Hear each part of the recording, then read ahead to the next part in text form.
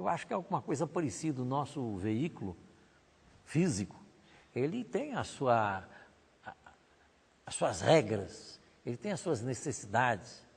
Digamos que é um veículo movido a água, e aí então nós queremos movê-lo a álcool. Ele é movido com alimentos vivos, energéticos, e aí nós queremos colocar alimentos, se é que podemos chamar de alimentos, já em decomposição. Então, certamente tudo isso só pode prejudicar muito a nossa saúde e fazer com que tantas pessoas cheguem à velhice sofrendo tanto. Sim, Eduardo. É uma questão de alquimia até, né? O nosso corpo é o nosso templo, né? É o templo do espírito. Então ele tem que ser muito bem tratado, porque se ele é o nosso veículo, quanto mais afinado ele tiver, se ele é o nosso instrumento, né?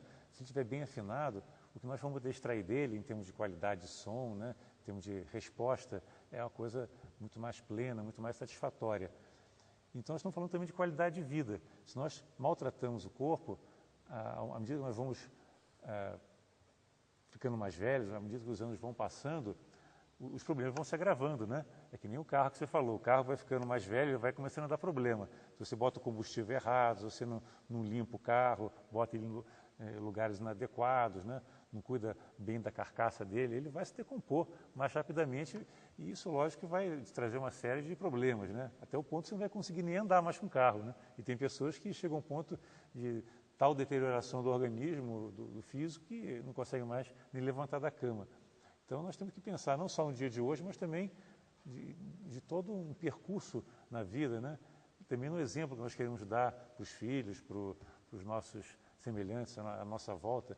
Então, se nós cuidarmos bem do nosso templo, do nosso corpo, nós vamos viver melhor, vamos poder também transmitir coisas melhores para os outros e poder conviver, repartir melhor essa nossa vivência do dia a dia, né? A ilha de Okinawa, no Japão, é muito comum eles comemorarem aniversários de pessoas com 100 anos, 105 anos. E as características desse povo, porque a ilha de Okinawa, eles são parecidos com os japoneses, mas eles têm têm algumas características diferentes. Eles morrem com idade avançada, com saúde e trabalhando. E alimentação leve e pouca carne. A carne, ela fica 72 horas para ser eliminada no corpo.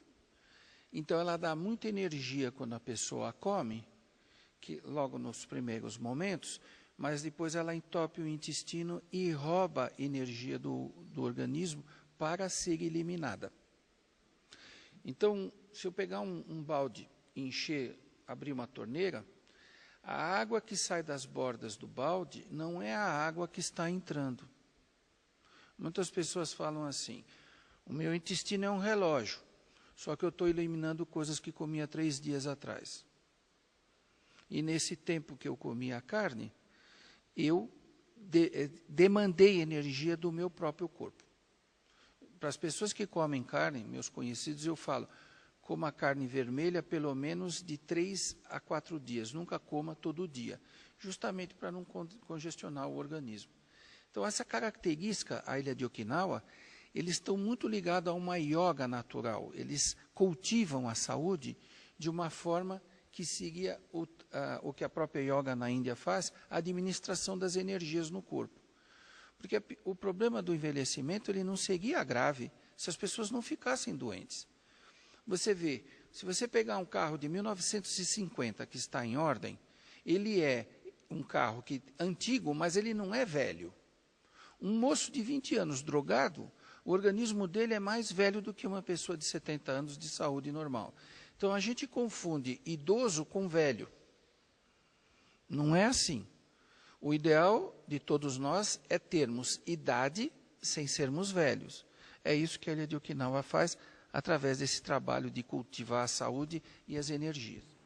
Um ponto que mais me preocupa sobre esse tema é essa questão do costume. As pessoas, pelo costume, acabam se envolvendo dentro de uma conduta, no nosso modo de ver, equivocada, mesmo sendo pessoas nobres de coração.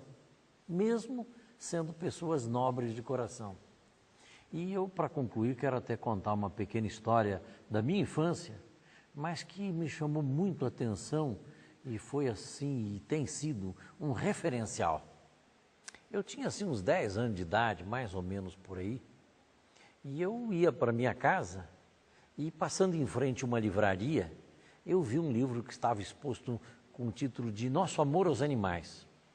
Aí eu logo me interessei, como disse, eu fui criado vegetarianamente, eu logo me interessei pelo livro. Entrei na loja, perguntei o preço, fui correndo à minha casa, pedi o dinheiro à minha mãe, voltei para a loja, comprei o livro e voltei para casa sedento para ler aquele livrinho, numa época em que, quando eu dizia que era vegetariano, as pessoas nem entendiam o que é isso, o que é ser vegetariano, porque as pessoas estavam muito distantes dessa ideia.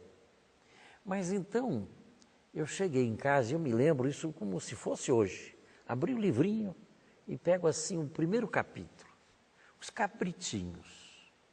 Aí então dizia assim, nós devemos amar os cabritinhos porque nos dão sua carne para comer. Eu já arregalei os olhos, mas ele continuou o livrinho. Com a sua pele podemos fazer bolsas. Com seus cascos podemos fazer botões e com os seus chifres adornos para caixinhas. Eu me lembro que eu fechei o livro, fui à minha mãe, e interessante que eu me lembro disso, deve ter sido um momento de inspiração para eu dizer uma coisa como essa.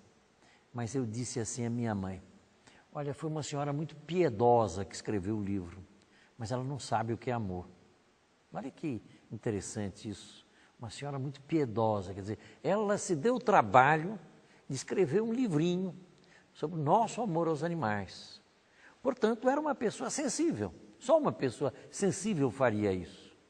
Mas na hora de escrever o livro, veio o que é o costume, o amor em razão do que se recebe e não em razão do que se dá. Então, esse é o problema. Muitas pessoas amam, dizem que amam outras pessoas porque estão recebendo alguma coisa delas. Geralmente, sempre se ama alguém se ela está te dando alguma coisa em troca. Quer dizer, aquele amor condicional. Se ela deixar de oferecer aquilo que você espera, você deixa de amar. Então, esse amor mercantilista, ele é bem característico da nossa civilização moderna, né?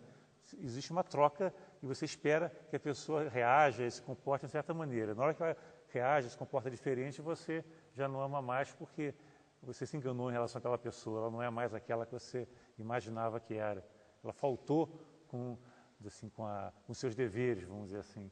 Né? Mas eu quero concluir esse nosso painel, sobretudo da minha parte, dando um destaque para esse aspecto.